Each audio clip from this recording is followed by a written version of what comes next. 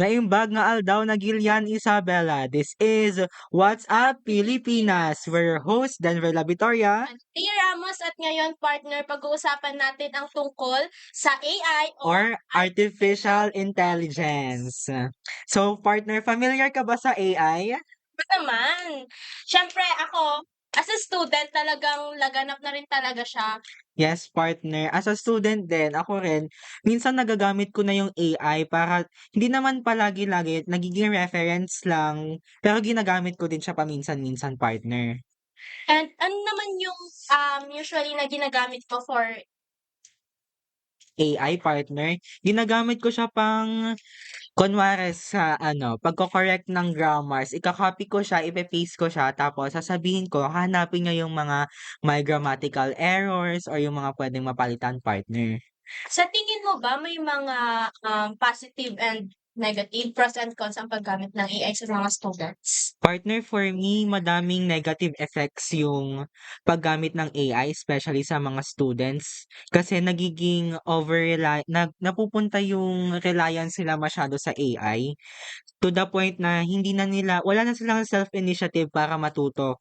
Inaasa na lang nila sa AI yung mga kailangan nilang gawin, yung mga kailangan nilang sagutan, imbes na sila mismo sana yung sumasagot. And yung AI nagiging over-reliant sila, wala na silang natututunan, partner. Yun yung mga nagiging result ng over-reliance sila sa AI, partner. Ikaw naman, partner.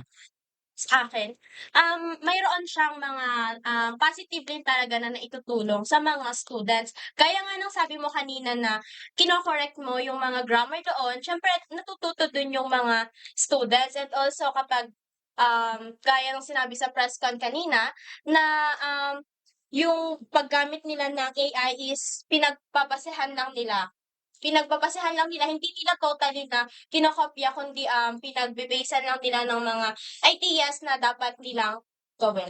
Pero may mga students din kasi na hindi na lang nila pinagbe-basehan, ang ginagawa na lang nila is copy paste, especially sa research, partner, yung mga gahol na sa oras, partner, copy paste na lang ang ginagawa nila para mapadali yung gawain nila. And I think hindi yun maganda lalo na sa mga estudyante. Kailangan nilang matuto na mag-search ng kanilang sariling facts and para maano talaga na experience kung paano maging researchers. Yes, and mahalaga rin talaga na dapat, kung tutuusin nga dapat 'wag na lang gamitin. Yes, partner.